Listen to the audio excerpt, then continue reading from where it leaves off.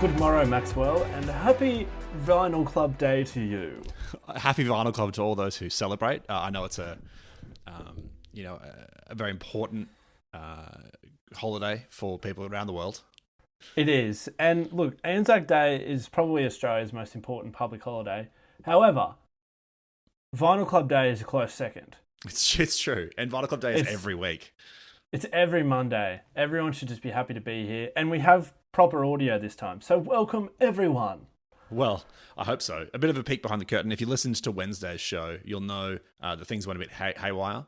And look, to be honest, Sam and I aren't in the same room recording this, but we're making do with what we've got. Make doth do with thou instruments, as they say. If you also can't tell, Sam has been at the Abbey Medieval Fair all weekend. With James from Love on the Spectrum. Sam was one of the bar wenches that slaps you and then spits drink into your mouth. Oh, that sounds hot. Well, Maxwell, let's get into it, hey? Because no time to waste. Doth morrow is upon us. Very Shakespearean of me. I've been reading Hamlet. Oh, have you? No. So you gave me for homework Jungle Forever.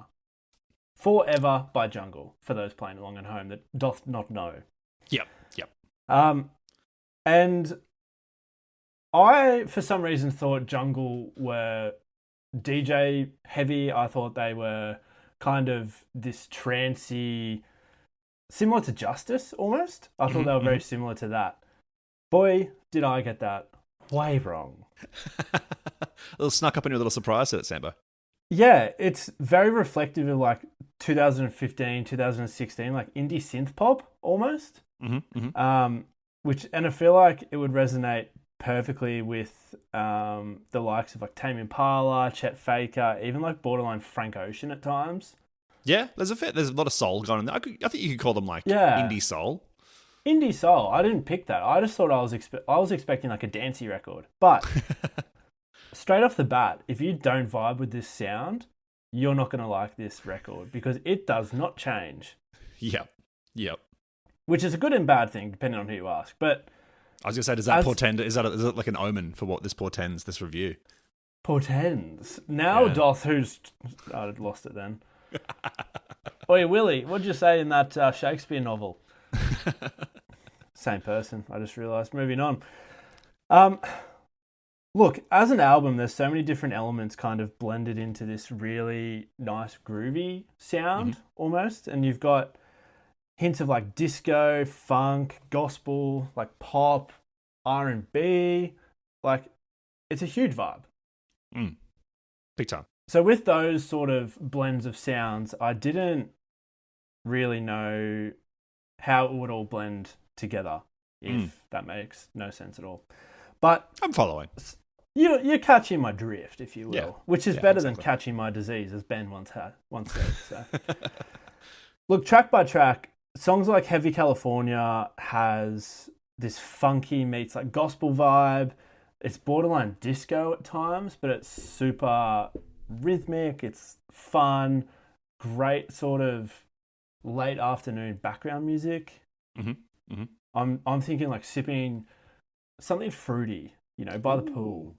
Yeah, little maybe like a margarita, Sam. Oh, I'm a slut for a marg, you know me. But then you go into like songs like Beat 54. Whoa, Call 000. Yeah. Are you cooking toast, or is that a stroke incoming? Zoom's cooking toast for you. I think it is. But Beat 54, it's this continuation of this soul gospel vibe, but it's a lot bouncier. And then you go into Cherry, which is sort of this more synthy indie pop vibe. It's Chet Faker vibes meets almost like MGK. Mk.Gee. Mk.Gee. Mk.Gee. The smooth soulful tones of I fell in love with an emo girl. A real problematic track. But it's got like this Mk.Gee sort of guitar scattered throughout. It's almost borderline like lounge vibes, I want to say. Smooth. Very Not smooth. butter. Silky. Peanut butter. Ooh. Hmm. But smooth peanut butter, not chunky. No, not crunchy. Chunky. Not Hey. that chunky. How's your peanut butter? Oh, it's chunky. It's chunky. It's chunky. It's funk. But then you go through the album, you've got Happy Man, which again goes back to that sunset sort of vibe. Mama I Know, it's got this bass that's so drony and heavy, and then goes into this slow, sexy, like late night R&B. Yeah, like neck movement, soul vibe. Like, what did you get up to last night? Oh. Doth not repeat it. The gentleman doth protest too much.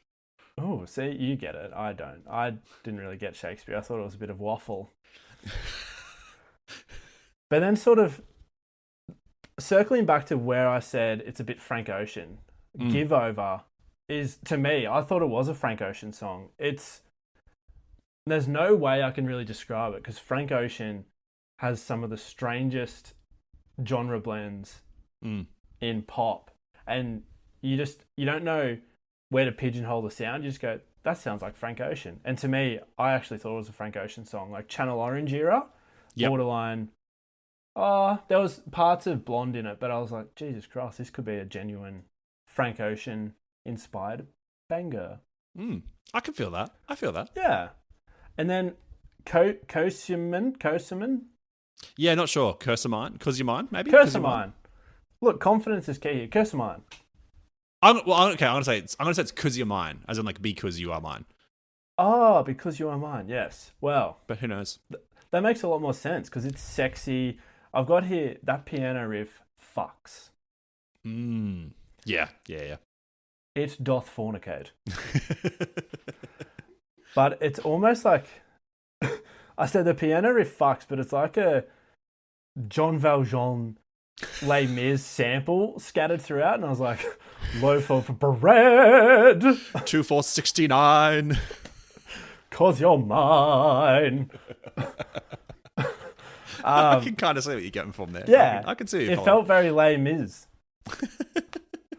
Les but Mis to me, down. it was Is there it was a my Mr. favorite song Rebels? on the album. It was my favorite song on the album. I just thought it was really cool. It combined like so many different sounds. And then I went into the sort of the back end. Home felt like a demented wedding song almost, like a tormented, twisted Isle song. And then more and more, It Ain't Easy. It's back to that Tame Impala and Chet Faker vibes. And then it rounds out with Pray. And to me, that was the biggest surprise with the way the piano and strings sort of created this soundscape, this sort of ambient soundscape. It was spacious, and it sort of encapsulated all of these elements that they were exploring in the album, which was a really cool way to bring it all together, if you will. I've always said that, Sam. Yeah, it's all about bringing it back together. So overall, I actually really enjoyed the album. It wasn't what I expected in any way, but I vibed it. I vibed it hard. I think to go to that, like you thinking that might have been like a real dancey record, like jungle as a genre. If someone said like, "Hey, can you put on some jungle music?" Like that's full on like D&B UK garage kind of like garage if you're from the UK, like that real kind of like full on dance music. But jungle as a band, unrelated, very soulful, very smooth. And I think like to me, we often talk about records that are just good to have on, and I think this is one of the perfect vibe records. Like I think it's just, especially if you had a house party, but it's like the early part of the party where it hasn't really picked up, like people are just having like a quiet wine or something to start it off. Like this would really set the good tone. I completely agree. I might actually purchase it on vinyl if I ever come across it again. Ooh la la. Ooh la la, Maxwell. But doth have homework for you, good sir. Oh, tee me up. What do you got for me? Oh, get himself a clap there. It was a record store day purchase, Maxwell, and it's been a contentious point with our followers. My hatred for After Laughter by Paramore. I've given you All We Know Is Falling, Paramore's first album. I was really hoping you were going to give me After Laughter because I really like that album. Why would I buy that on vinyl? Because you will eventually learn. Maybe I'll give it to you as a piece, because look. We'll get back to All We Know Is Falling in a second, but I do think, like, after you put up that video a couple of days ago, I went through and I had a quick little listen to After Laughter, and I was like, this does hold up, and I think I know why you might jar at it. And obviously, there's the part of it that's like it's such a heavy turn from where they were. Hard But times. but I think that you could learn to love it and appreciate it, where if you gave it the space of like, don't think of this as a Paramore record. Think of this as just like a cool indie band that you hadn't come across before. Because there are a lot of people whose first experiences of Paramore were that album. So like, you know, And they missed out, didn't they? well, they went back. I'm sure a lot of them went back.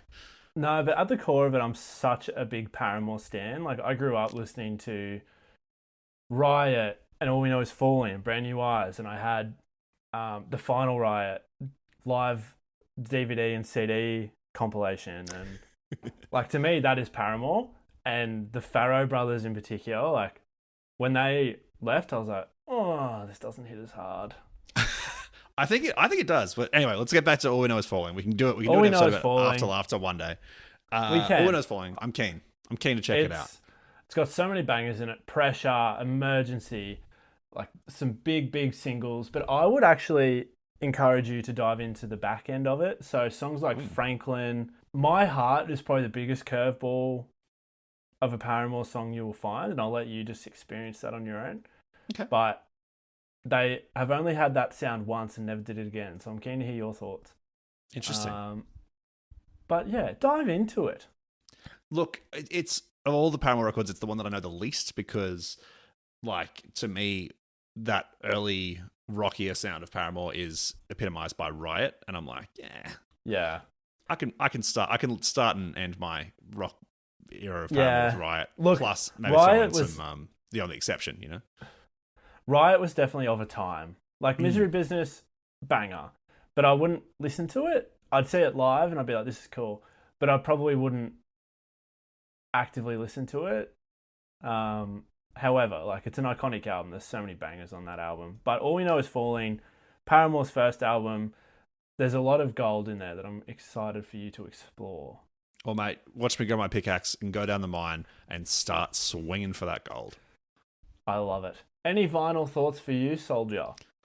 Not yet. I think I've been having a little listen to some of the ones that I got from Record Store Day, and I'm very pleased with my purchases. I think a real good selection from the boys there. How about yourself? Any vinyl thoughts?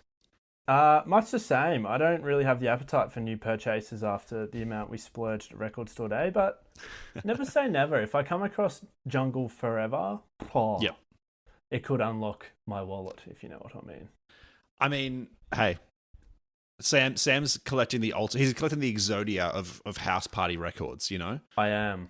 Yeah. I've got Ethel Cain, Paramore, Jungle, and more Ethel Cain. Knocked Loose.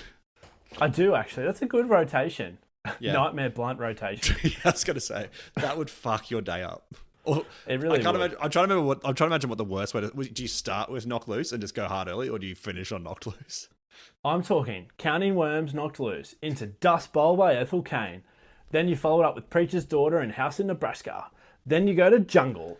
And then, to finish it off, I do have Tickets to My Downfall by Mk.Gee on record, which I'm ashamed about. Hey, we've all had some records that we've been ashamed about recently, but that's okay. Yes, we have, haven't we, mister? Well, Sam, I think next week we'll go. make sure that the microphones sound smooth and sweet. Otherwise, maybe we fuck it up again. I can't wait to fuck it up with you more, sir.